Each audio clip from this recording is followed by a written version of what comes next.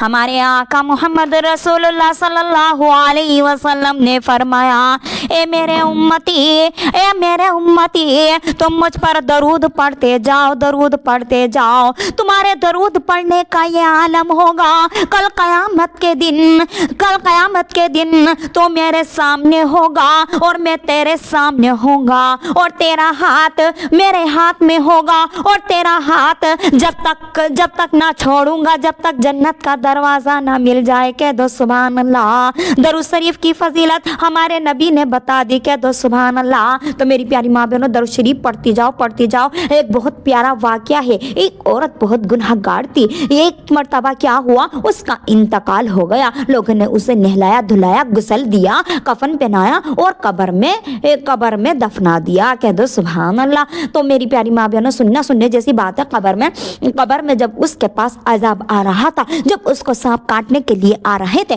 جب اس کو سانپ بچھو ڈسنے کے لیے آ رہے تھے، تو جیسے ہی ڈسنے آ رہے تھے تو ایک نورانی شخص اس کے پاس آیا، اور آتے ہی وہ عذاب دور ہو گیا، سانپ بھاگنے لگے، بچھو بھاگنے لگے، آگ وہاں سے ہٹنے لگی۔ کہہ دو سبحان اللہ۔ اس عورت نے پوچھا اس نورانی شخص سے کہ آپ کون ہو؟ وہ شخص بولا، نورانی شخص بولا کہ میں وہ ہوں جو تو دنیا میں درود شریف پڑھتی تھی، تو فجر کی نماز کے بعد 300 مرتبہ درود شریف پڑھتی تھی، تو وہ تحفہ آج تجھے مل گیا ہے۔ کہہ دو سبحان اللہ۔ اس کی قبر سے عذاب دور کر دیا گیا، اور اللہ تبارک و تعالیٰ نے اس کی قبر کو جنت کا باغ بنا دیا۔ کہہ دو سبحان اللہ۔ تو میری پیاری ماں بہنوں، آج جمعے کا دن بھی ہے، بہت پیارا دن ہے۔ اس دن جو کوئی بھی درود شریف پڑھتا ہے، تو درود شریف جو کوئی پڑھتا ہے اس کے اوپر رحمت کی بارش ہوتی ہے، اور جمعے کے دن تو اور بھی دگنا ثواب ملتا ہے۔ کہہ دو سبحان اللہ۔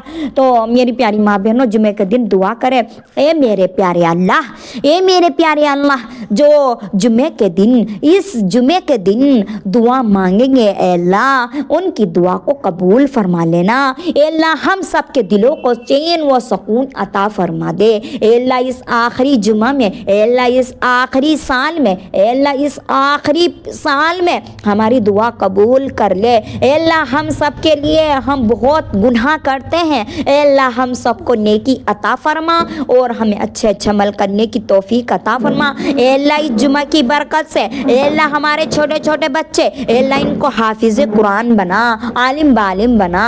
اے اللہ ہماری یہ بچیاں، اے اللہ ان کو پردے کرنے والی بنا۔ اے اللہ ہمارے گھر میں چین و سکون عطا فرما۔